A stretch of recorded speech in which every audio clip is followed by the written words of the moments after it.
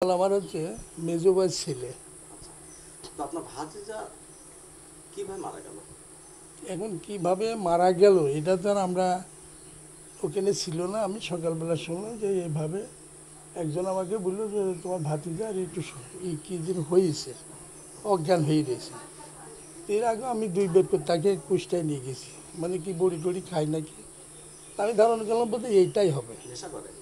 হয় এই মানে মরার জন্য সে এইটা এই করে, মেলা বড়ি টড়ি খায়। আমি আমি চিন্তা করলাম বোধ হয় এইটাই হবে, হয়তো বড়ি খেয়ে আজকে ঘুমাচ্ছে। তা আমি আবার আসলাম যে আমি প্রস্তুতি নিয়ে আসলাম বোধ আমার কুষ্টায় যাচ্ছে হতে পারে। ওর নিঃশ্বাস দেখুন অজ্ঞান হয়ে গেছে, আরও 2 বার নিয়ে গেছি। আসি ওই আমাদের ওখানেই আমার এই যে ছোটো ভাইয়ের বাসা, ওখানে ওই জায়গায় আসি।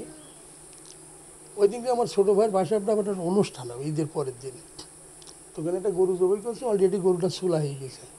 সেখন আমি আমার ছোটো ভাই বলছি যে মেয়ে ভাই এটা হয়ে গেছে, গুলি হয়ে মারা গেছে। আমি সে নাচতে যে কী ব্যাপার, তাহলে তাহলে তো এই গরু জবাই করছে, এই গরুটা তাড়াতাড়ি কিন্তু সরা। এখন আমরা যদি ভাতিজা মারা গিয়েছে আর আমরা যে এখানে অনুষ্ঠান করতে, মানুষ আমাকে দুর্নাম করবে না? তা ওই যারা ছিল তাদের বললো যে গরুটা নিয়ে যায় তোমরা মানুষের মধ্যে বিলাইতে, ওর বাড়ি মিলাদ দেবে আর কি ঈদের পরের দিন। তো সেটা তাই করলো। আমি গেলাম, যাই দেখি যে ওর মা দি, বোন দি, আরও মেলা মেয়ে ছেলেপিলে সব ওখানে ঘরের ভিতরে বসে হাওয়া করে চিল্লাচিল্লি করছে। আমি দেখলাম তোর মা তো একদম মানে একটু অসুস্থ, বোনও একটু ওই, তা হাত ধরে টানলাম, তাই আমি একলা শক্তি কোলাতে পারলাম, ওদের তুলি সরাই দেবো। তারপরে আরও কে কে দিল, যে আমি ওখানে যে দেখলাম, এক নজরে আমি দেখছি, কিন্তু আমি এখানে দেখতে পারি নাই। এক নজরে দেখলাম যে এইভাবে পড়ে রয়েছে, মুখ দিয়ে গ্যাস রানির মতো বাড়াচ্ছে, এইটাই। কিন্তু কোন ফুটি হয়েছে এটা আমি সেখানে খেয়াল করলাম না, কোথায় ফুটা টুটা হয়েছে এটা কিন্তু আমার চোখে আসছে, আমি কিন্তু ভালোভাবে কিন্তু দাঁড়াই দেখতে পারি নাই। আর এইভাবেই ঠিক করলাম, দেখি যে একটা কিসের আষাঢ়ির মতন এরকম মাটিতে এই জায়গায় বাজিয়ে দিয়েছে। আমি কিন্তু ওদের নিয়ে সরে আসলাম, সরে আসার পরে দেখেন যে ছেলেপিলেটা গেলি যেটা যে অবস্থায়, আমার সেই অবস্থায়। এরপরে ধরেন তার সাথে যে আমাদের কোনো গোলযোগ চাষাবাসি।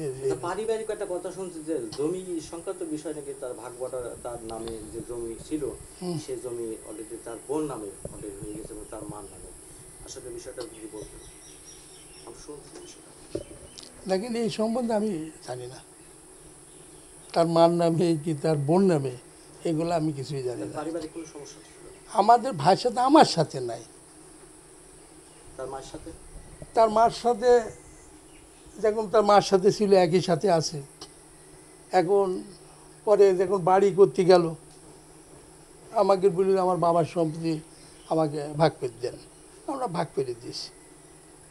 আমার কাছে একটুই আমি খারাপ লাগে, হ্যাঁ, যে ভাতিজা যে ওই ওই সাইডটা আমি বাড়ি যেদিন ভাগ করি সেদিন আমি ছিলাম না, বুঝছেন। আমি সাক্ষা ছিল আর আমার আরমাল ছিল, ওরা 2 ভাই ভাগ করে দিয়েছে। আমি মাঠের দিয়ে আসার সময় দেখি যে ওরা ভাগ করে দিয়েছে সুতুল লাগানো। তো ওই সাইড ক্যানালের সাইডটাই, ওই সাইডটা নাকি আমার জন্য রাখিয়ে দিয়েছে। আমি আবার ওই সাক্ষাকে বলছিলাম যে ওই সাইডের মানুষজন আছে ওখানে তারা বাস্তুহারা, তো বেশ 4-5 ঘর লোক ওখানে বাস করে। আপনার পরিভাষায় জমি কোনো সমস্যা ছিল না? না না, সমস্যাটা কি ছিল? আল্লাহ জানে, এইটাই তো। এবং কেন পিস্তল ছিল কোথা থেকে তার? দেখেন এইগুলা তো আর আমি বলতে পারবো না যে কোথায় এটা করলো, কিন্তু সে ছেলে হিসাবে কার সাথে কোনোদিন দ্বন্দ্ব করি নাই এবং কোনো রাজনীতিকভাবেও সে কোনো দিন কোনো জায়গায় করি নাই। এখন এটা সমস্যা আমার মনে হয় সে খুব এই নেশা করতো নাই, ওইভাবে আর সারা 4 দিন ওখানে পড়ে থাকতো না। মানে সবসময় আমরা তাকে, আমি বোধহয় 1-1.5 মাসের ভিতরে তাকে আমি হাতে পেয়েছিলাম। ওই জমিটা ভাগ করার পর থেকে আনুমানিক আমি যে তার সাথে 2-5টা কথা বলবো, অন্য কোনো দরকার নেই। আমি হয়তো একদিন মনে করলাম নেশায় সে মানসিকভাবে অসুস্থ, আমার এইটাই খেয়াল লাগে, এইটাই। এবং সবাই তাকে বুঝতে যে সে নেশাই করতে বেশিরভাগ। এখন এটা আর এইটা কি পাইছে, কোথায় পাইছে না পাইছে